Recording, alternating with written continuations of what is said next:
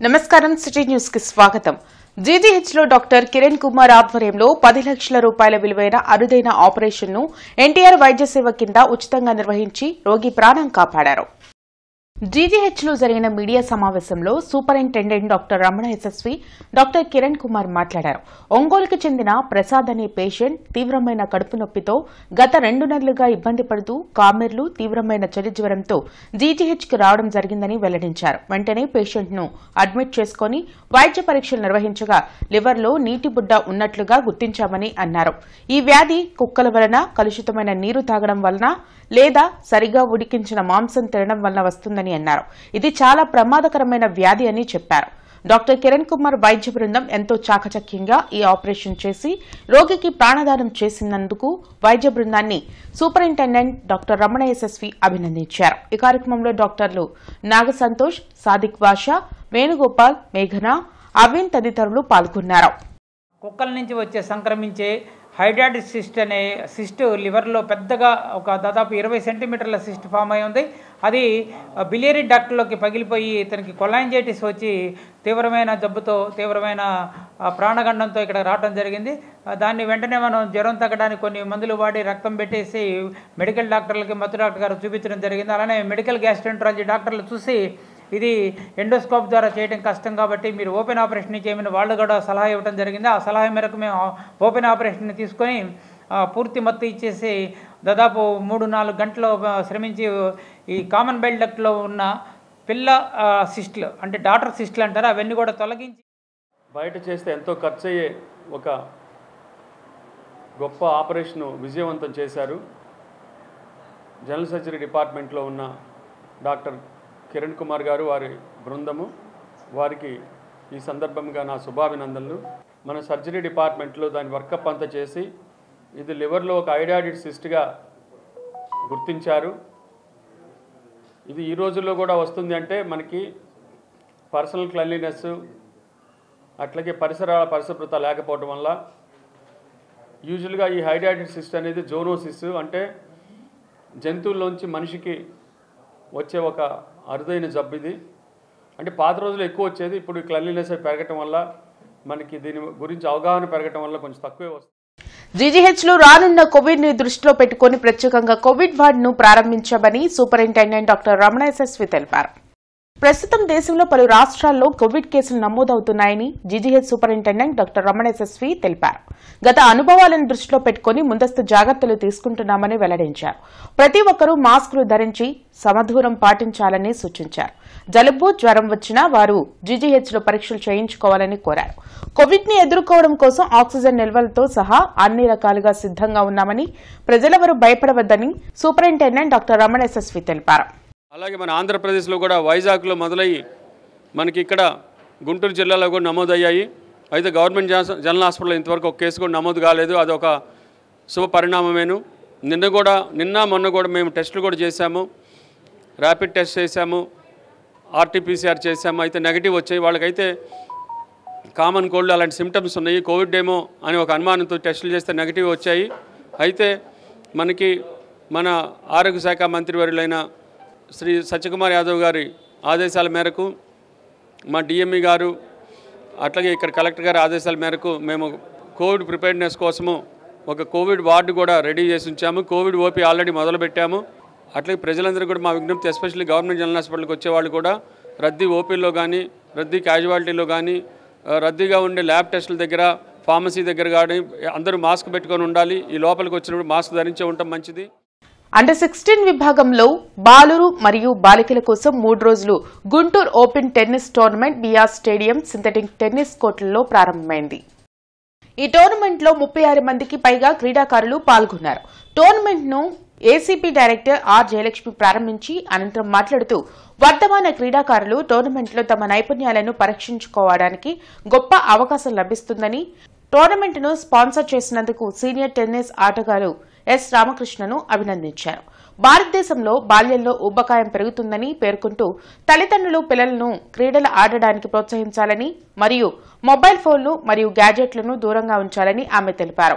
ప్రభుత్వం grass root స్థాయిలో క్రీడా మౌలిక సదుపాయాలను సృష్టించడంలో దృష్టి పెడితే ఆంధ్రప్రదేశ్ టెన్నిస్ హబ్ గా ఆవిర్భవిస్తుందని అటవీ చీఫ్ కన్జర్వేటర్ బిఎన్ఎన్ మూర్తి అన్నారు. టెన్నిస్ పూర్తి క్రీడ అని, ఆటగాళ్లు ప్రపంచంలో శాంతికి రాయబారులుగా ఎదగాలని ఆయన అన్నారు. ఇలాంటి టోర్నమెంట్లు పిల్లలు మరియు తల్లిదండ్రులు ఆసక్తిని తిరిగి రేకెత్తిస్తాయని మరియు భవిష్యత్తులో గుంటూరు పిల్లలకు టెన్నిస్ హబ్ గా ఆవిర్భవిస్తుందని ఆశాభావం వ్యక్తం చేశారు. తాను 63 ఏళ్లుగా ఈ ఆట ఆడుతున్నారని, ప్రస్తుతం అంతర్జాతీయ టెన్నిస్ సమాఖ్య ర్యాంకింగ్స్ లో 4వ స్థానంలో ఉన్నానని ఆయన అన్నారు. కార్యక్రమంలో రాష్ట్ర సమాచార commissioner P Samuel Jonathan, senior tennis కోచ్లు బి సాయి, ఆలపాటి సురేష్, అహ్మద్ తదితరులు పాల్గొన్నారు. పిల్లలు బయటికి వచ్చి వేరే వాళ్ళతో ఆటలాడతారు, ఫ్రెండ్షిప్ పెరుగుతుంది, మొబైల్ అనేది కొద్దిగా తగ్గుతుంది, స్క్రీన్ టైం తగ్గుతుంది. సో నేనేదో ఒక విధము ఫర్ హెల్త్ పర్పస్ లేకుండా కూడా ఇట్లాంటి గేమ్ ఆడుకున్నప్పుడు ఈ స్క్రీన్ టైం తగ్గుతుంది. కాబట్టి తప్పకుండా ఇట్లాంటి game, not only tennis, any game. So tennis ఎందుకు చేయాలంటే ఇది only individual game, unlike cricket అది టీమ్ గేమ్. కాబట్టి ఇక్కడ ఇండివిజువల్ గేమ్ చాలా ఛాలెంజెస్ ఉన్నాయి. ఏ చిన్న కష్టం వచ్చినా కూడా సరిపోదు, ఇప్పుడు పర్వాలేదు, ఓడిపోయినా పర్వాలేదు, ఇంకా ముందు మంచి చేస్తామని ఒక ఆలోచన వస్తుంది. అక్కడే అంటే ది సెన్స్ ఆఫ్ బ్యాట్లింగ్, ఒక పోరాటం చేయాలి లైఫ్లో అనేది అందరికీ ఉండేది. మనకు ఈ మధ్య ఏమైందంటే ఎడ్యుకేషన్ మీద చాలా ఫోకస్ చేస్తున్నాము. Education and sports integral part. అంటే ఎడ్యుకేషన్ అండ్ స్పోర్ట్స్ ఉంటే, ఎడ్యుకేషన్ ఉంటే స్పోర్ట్స్ ఉంటుంది, స్పోర్ట్స్ ఉంటే ఎడ్యుకేషన్ ఉంటుంది. స్వామి వివేకానంద కూడా చెప్పేవాళ్ళు, a sound mind in a sound body అని. అంటే ఎప్పుడు మనకు బాడీ సౌండ్ ఉంటుందో ఆ బాడీలు మైండ్ కూడా బాగా బలిష్టంగా ఉంటుంది, బాగా స్ట్రాంగ్ ఉంటుంది అని. From 60-70 those days, now we find the dwindling numbers. That is, we don't find many youngsters taking up tennis. One of the reasons is it is prohibitively costly. Second, it is like Bharatanatyam or Carnatic music. You have to stay with the game for 10 to 15 years to make a mark. NDA భాగస్వామ్యంలో ఉన్న కూటమి ప్రభుత్వం మోడీకి ఊడిగం చేస్తుందని దక్షిణాది joint action committee national chairman Gali Vinod Kumar విమర్శించారు. బ్రాడీపేటలోని ఎస్హెచ్ఓలో జరిగిన మీడియా సమావేశంలో డీజేఏసీ national chairman Gali Vinod Kumar, AP అధ్యక్షురాలు జయసుధ మాట్లాడారు. ఉత్తరాది నాయకులకు కూటమి నేతలు తల వంచారని ఎద్దేవా చేశారు. ఆంధ్రప్రదేశ్కు ప్రత్యేక హోదా ఇవ్వకుండా కేంద్ర ప్రభుత్వం అన్యాయం చేసిందని గుర్తు చేశారు. దక్షిణాది రాష్ట్రాలకు ప్రత్యేక ఆర్థిక మండలి ఏర్పాటు చేసి హైదరాబాద్ ను దేశ 2వ రాజధానిగా ప్రకటించాలని డిమాండ్ చేశారు. ఈ కార్యక్రమంలో పివి రమణయ్య, బీఎస్పీ వాసు, ప్రకాష్, శ్రీనివాస్, మంచాల జోసెఫ్ తదితరులు పాల్గొన్నారు. ప్రత్యేక హోదా రాలేదు, ఆంధ్రప్రదేశ్ విభజన హామీలు నెరవేరలేదు, తెలంగాణకు ప్రత్యేక ప్యాకేజీ రాలేదు, విభజన హామీలు పూర్తిగా నెరవేరలేదు. అయినా సరే ఇవాళ భారత ప్రధానమంత్రి గారిని అంటే ఒక రకంగా చెప్పాలంటే భజన చేస్తూ ఉన్న కూటమి ప్రభుత్వం ఏదైతే ఉందో, ఇది హైదరాబాద్ను 1955లో దేశ 2వ రాజధానిగా చేస్తా అని చెప్పేసి ఆనాటి కాంగ్రెస్ ప్రభుత్వం హామీ ఇచ్చింది. అట్లాగే బాబాసాహెబ్ అంబేద్కర్ ప్రతిపాదించారు. ఈరోజు వరకు కూడా దాని గురించి అసలు ప్రస్తావనే లేదు. మీరు ఉత్తరాదికి పెట్టుకోండి ఢిల్లీని, కానీ దక్షిణాదికి మాత్రం హైదరాబాదు దేశ 2వ రాజధానిగా చేయండి. ఇక్కడ రక్షణ శాఖలకు సంబంధించిన మొత్తం 36 పరిశోధన కేంద్రాలు ఉన్నాయి. రీసెంట్గా స్టాలిన్ గారు కూడా 41% ఇవ్వాల్సిందే కంపల్సరీ సెంట్రల్ గవర్నమెంట్, స్టేట్ గవర్నమెంట్కి అని చెప్పి ఆయన ఒక ప్రతిపాదన పెట్టారు. అది ఇస్తామని చెప్పి మోడీ గవర్నమెంట్ ఇంతవరకు ఇవ్వకుండా ఉండటం కూడా మనం చూస్తున్నాం. రాబోయే జీడిపిలో అధిక శాతం ఉన్న దక్షిణ భారతదేశం మరి ఈరోజు పన్నుల విషయంలో వచ్చేసరికి అతి తక్కువ శాతంతో మరి ఈ రాష్ట్రాల్లో ఏమి చేయలేని దుస్థితిలో ఉంది. రాబోయే రోజుల్లో దక్షిణ భారతదేశంలో ఉన్న ప్రతి రాష్ట్రంలో కూడా ఉన్న సమస్యలన్నిటి మీద పోరాటం చేయాలని చెప్పి మేము ఈ విధంగా ఆలోచించడం అయింది. జొమాటో రైడర్లకు డైలీ ఇన్సెంటివ్ 350 రూపాయలు ఇవ్వాలంటూ సిఐటియు ఆధ్వర్యంలో శంకర్ విలాస్ సెంటర్లో ఆందోళన కార్యక్రమం నిర్వహించారు. శంకర్ విలాస్ సెంటర్లో జొమాటో రైడర్లు ఆందోళన వ్యక్తం చేశారు. ఈ సందర్భంగా జొమాటో రైడర్ల సంఘం నాయకుడు బ్రహ్మయ్య, సిఐటియు జిల్లా కార్యదర్శి ముత్యాలరావు మీడియాతో మాట్లాడారు. జొమాటో రైడర్లకు ఆర్డర్ టార్గెట్ 22 నుంచి 18కి తగ్గించాలని డిమాండ్ చేశారు. పికప్ 2 కిలోమీటర్లు దాటితే కిలోమీటర్కు 10 రూపాయలు ఇవ్వాలని కోరారు.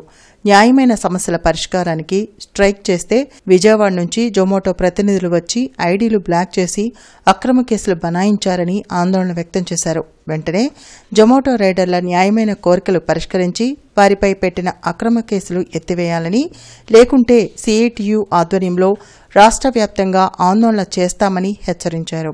ఈ కార్యక్రమంలో దండా లక్ష్మీనారాయణ, కట్లగుంట శ్రీనివాసరావు, రణదేవ్, శశికుమార్, వెంకట్ తదితరులు పాల్గొన్నారు.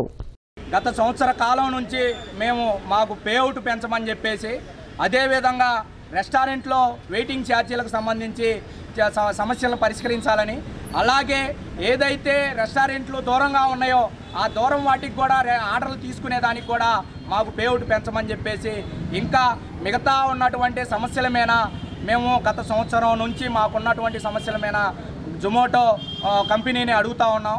కానీ ఎలాంటి సమస్యలు పరిష్కరించకుండా మమ్మల్ని కాలయాపన చేస్తూ ఉన్నారు. అనివార్యంగా ఈరోజు మాకు ఏమీ తెలియని పరిస్థితుల్లో ఆర్డర్ పెంచాలని చెప్పేసి, మా సమస్యలను పరిష్కరించాలని చెప్పేసి ఈరోజు మేము స్ట్రైక్ చేయడం జరుగుతూ ఉంది. సమస్యలు పరిష్కరించడానికి చర్చలు జరపడానికి వచ్చినటువంటి కంపెనీ ప్రతినిధులు ఆ సమస్యల్ని పరిష్కారం చేయకపోగా ఆ కార్మికుల్ని భయపెట్టే దానికోసం అని చెప్పేసి పోలీస్ స్టేషన్స్లో కంప్లైంట్లు ఇవ్వడం చేస్తూ ఉన్నారు. ప్రతినిధులుగా వచ్చిన వారు కార్మికులు ఎదుర్కొన్న సమస్యల్ని కంపెనీ పై స్థాయి వారికి దృష్టికి తీసుకెళ్లి పరిష్కరించాలి.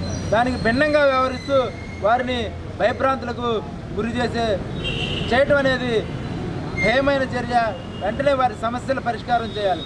అదేవిధంగా సమస్యల పరిష్కారం కోసం ఈరోజు స్ట్రైక్ చేయడం ద్వారా వాళ్ళ సమస్యల్ని యాజమాన్యం దృష్టికి తీసుకెళ్తామంటే, ఎవరైతే ఈరోజు నిరసనలో పాల్గొన్నారో వారి ఐడీలు బ్లాక్ చేయటం కూడా సరైన చర్య కాదు. జూన్ 1వ తేదీ నుంచి రేషన్ షాపుల ద్వారా నిత్యావసర సరుకుల పంపిణీ జరగనుంది. దీనికోసం దాదాపు 29,760 రేషన్ డిపోల ద్వారా ఈ పంపిణీ జరిగేలా ఏర్పాట్లు చేశామని మంత్రి నాదెండ్ల మనోహర్ తెలిపారు. విజయవాడలోని చౌక డిపోలో నిర్వహించిన ట్రయల్ రన్ను ఆయన అధికారులతో కలిసి పరిశీలించారు. ఈ పోస్ట్ మిషన్తో పాటు ఎలక్ట్రానిక్ కాటాను చెక్ చేశారు. ప్రతి రేషన్ షాపు 1వ తారీఖు నుంచి 15 వరకు ఆదివారాల్లో కూడా పనిచేస్తాయని చెప్పారు. ప్రతి కుటుంబానికి ఆహార భద్రత కల్పించడమే కేంద్ర రాష్ట్ర ప్రభుత్వాల లక్ష్యమని నాదెండ్ల వివరించారు.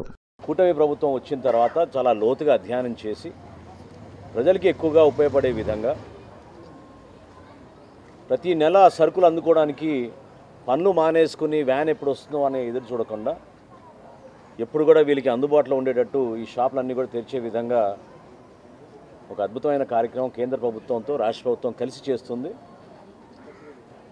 ఈ పథకాన్ని ప్రజలకి మరింతగా దగ్గరగా తీసుకెళ్లే విధంగా, అదేవిధంగా టెక్నాలజీని ఉపయోగించుకుని ప్రతి ఒక్కరికి మేలు జరిగే విధంగా, ఎక్కడ పొరపాటు లేకుండా రైస్ స్మగ్లింగ్ అనేది ఆంధ్రప్రదేశ్లో జరగనీయకుండా చర్యల్లో భాగంగా ఈరోజు ఈ నిర్ణయం తీసుకుని ముందుకు వస్తున్నాం. వీటి పర్ఫార్మెన్స్ కానివ్వండి, బ్యాటరీ కానివ్వండి, ప్రింటింగ్ సరిగ్గా ఉందా లేదా చూసుకోవడం, అదేవిధంగా వేయింగ్ మెషిన్లు తూనికల దగ్గర కొలతల దగ్గర పొరపాటు రాకూడదనే ఉద్దేశంతో ఖచ్చితంగా మా డిపార్ట్మెంట్ లీగల్ మెట్రాలజీ డిపార్ట్మెంట్ నుంచి కూడా వీరిపైన ఒక అవేర్నెస్ క్యాంప్ తీసుకొచ్చి ప్రతి మండలంలోనూ ఈ రోజున రాష్ట్ర వ్యాప్తంగా ఒక ట్రయల్ రన్గా ఈరోజు చేసుకున్నాం. ఇవి ఇప్పటివరకున్న వార్తా వివరాలు. మరికొన్ని వార్తా విశేషాలతో మళ్ళీ కలుద్దాం. అంతవరకు సెలవు. నమస్కారం.